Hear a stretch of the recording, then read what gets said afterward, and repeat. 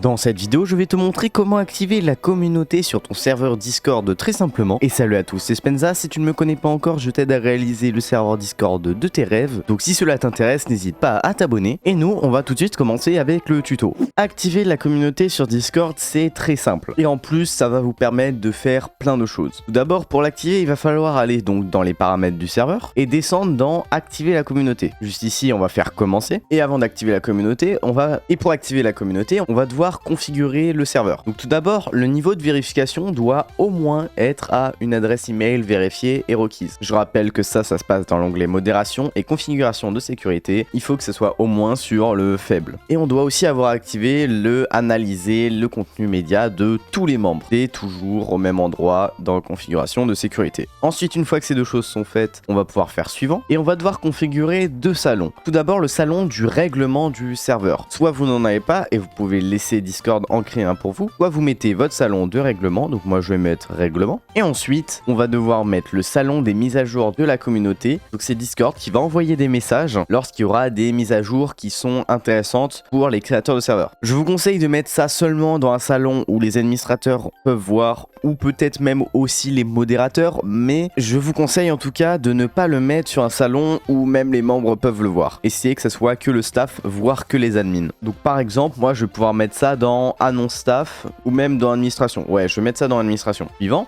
Ensuite, la dernière étape, vous allez devoir activer les notifications par défaut sur mention seulement. Ça fait que de base, on aura des notifications que lorsqu'il y aura des mentions. La personne pourra changer ça si elle a envie, mais en tout cas, de base, ça sera ça. Et ensuite, on doit retirer les permissions de modération d'01. Donc, c'est-à-dire que le rôle everyone ne pourra jamais avoir de permission de modération. Ensuite, vous avez juste à accepter la charte d'utilisation de la communauté. Je comprends et j'accepte. Terminer la configuration. Et voilà, vous venez d'activer la communauté. Il reste quelques petites choses qu'on va pouvoir voir juste ici. Tout d'abord, on peut très rapidement configurer la langue principale du serveur juste là, donc on va mettre français. Vous pouvez très bien mettre anglais ou n'importe quelle langue, hein, ça sera la langue qui sera le plus souvent parlée sur votre serveur. Ensuite, on peut donner une description au serveur, et ça c'est toujours intéressant de pouvoir mettre une description. Bon, moi je viens par exemple de mettre serveur utilisé dans les tutos de Spenza, et donc si vous regardez juste ici, la description sera bien sûr affichée lorsqu'une personne recevra le lien d'invitation de votre serveur. Bon, vous pouvez désactiver la communauté juste ici en un clic. Moi je vais pas le faire parce que j'ai pas besoin. Et ensuite, il reste 4 onglets. Analyse de serveur, donc on va pouvoir avoir des statistiques sur votre serveur, donc si je vais par exemple y aller, juste ici on va pouvoir filtrer les statistiques de quand ça date,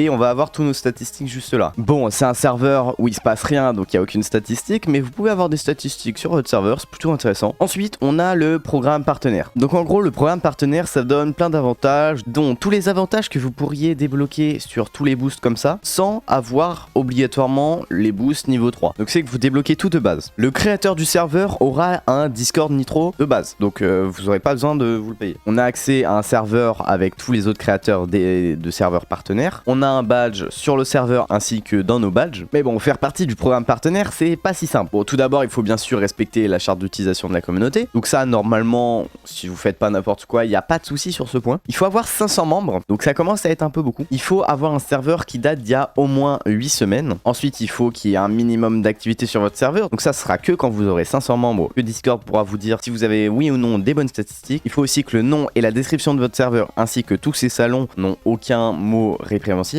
Et aussi, il faut activer la 2F obligatoire pour la modération. Donc ça, c'est encore dans la configuration de sécurité. Quand vous descendez tout en bas, vous pouvez faire exiger la 2F. Vous rentrez votre code d'authentification et vous faites exiger la 2F. Si on regarde sur mon serveur, par exemple, il me manque encore des membres avant que je puisse postuler au programme partenaire. Et donc, il faut que j'ai 500 membres pour savoir si oui ou non mon serveur est assez actif. D'ailleurs, n'hésitez pas à rejoindre mon serveur Discord, que vous ayez besoin d'aide ou bien seulement que vous ayez envie de discuter avec des personnes qui sont dans la même situation que vous et qui veulent créer leur propre serveur Discord. Le lien est dans la description. Et essayez de me faire passer les 500 membres pour qu'on puisse avoir le programme partenaire. Hein. Regardez, je suis à 487 membres. Je suis quand même à 2 doigts des 500 membres. Et si je passe les 500 membres et que j'arrive à être accepté au programme partenaire, parce que bien sûr, quand vous postulez, c'est pas du tout obligatoire. Et même, c'est très dur de pouvoir être accepté au programme partenaire. Parce qu'il y en a très peu par mois qui peuvent être acceptés. Et si j'arrive à être accepté, je pourrais vous faire une vidéo en vous montrant un peu tout ce que ça donne. Et ça m'arrangerait aussi parce que j'ai plus de nitro depuis hier. Bon, ensuite, il y a le programme découverte est là, c'est à peu près la même chose que le programme partenaire sur les conditions. Faut juste avoir le double de membres, 1000 membres. Et en gros, ça sert tout simplement à que lorsqu'on descend tout en bas de notre liste de serveurs, sur explorer les serveurs publics, on puisse trouver votre serveur juste ici. Et ensuite, on a l'écran d'accueil. Et l'écran d'accueil, c'est plutôt sympa. C'est justement quand on va rejoindre un serveur que ça nous mette une page comme ça, où on a des informations sur le serveur, plein de choses comme ça. Donc moi, je vais faire configurer l'écran d'accueil. Donc tout d'abord, il vous demande de choisir un salon qui pourrait intéresser les nouveaux membres. Donc le général par exemple. Et ensuite, pour expliquer ce que c'est, bon, salon de discussion principal du serveur, on peut y mettre un petit emoji, enregistrer. Et donc ensuite, une fois qu'on a mis notre premier salon, on va pouvoir même configurer le reste. On peut mettre une description au serveur juste ici. Donc par exemple, moi je peux mettre bienvenue sur le serveur tuto de Spenza, n'oublie pas de lire le règlement. On peut mettre jusqu'à 5 salons recommandés. Donc par exemple, moi je peux mettre général, je peux mettre le règlement, je peux mettre le salon rôle. Enfin, je peux en mettre plein comme ça, donc jusqu'à 5. Et ensuite on fait bien sûr activer, sinon ça se mettra pas. Et quand il y aura des nouveaux membres, et bah justement ils auront cet écran qui va s'afficher. Ensuite, bon, ça c'était les onglets de la communauté, mais si on regarde dans l'onglet modération, juste avant on avait juste configuration de sécurité, log et bannissement. Maintenant on a affichage des règles et automode. Affichage des règles, ça va être un écran un peu comme l'écran d'accueil où il y aura toutes vos règles et on doit cliquer sur j'ai lu et accepté le règlement. Donc on va pouvoir cliquer sur paramétrer les critères de sélection des membres, voire configurer ça. On met une description où par exemple respecte bien le règlement pour ne pas avoir de sanctions. Ensuite ici on aura d'abord tous les membres doivent vérifier leur email parce que c'est ce qui est obligatoire. Donc on fait bien vérifier et voilà. Donc ça bon c'est mis de base. Ensuite on peut entrer toutes les règles du serveur. Par exemple règle 1, 2, 3, 4, 5, enfin etc. Vous pouvez mettre toutes vos règles. Vous pouvez même avoir des exemples de règles juste ici. Si je clique ça va automatiquement me rajouter la règle. Donc bon c'est plutôt pratique ça. On fait enregistrer et automatiquement on a notre écran comme ça. On pense bien sûr à faire activer